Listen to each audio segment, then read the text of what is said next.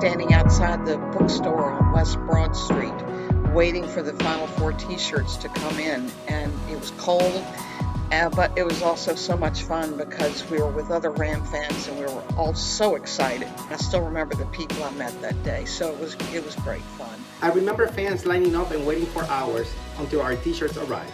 This one couple waited 6 hours and were first in line. Every now and then they stop by and they reminisce with us about those days. I have to say that my fondest memory was when the team beat Kansas and Broad Street became a party zone. I was here processing online orders for the best fans in the nation. Overnight, we received over 6,000 orders, and in less than 2 weeks, we sold over 65,000 t-shirts. After the Final Four run, I no longer said that I was a graduate of the MCV School of Nursing. I was proud to say I was from VCU. So the Final Four team put us on the map and helped to unify the two campuses. So go Rams and go VCU. Congrats VCU Rams, and thanks for those fun times.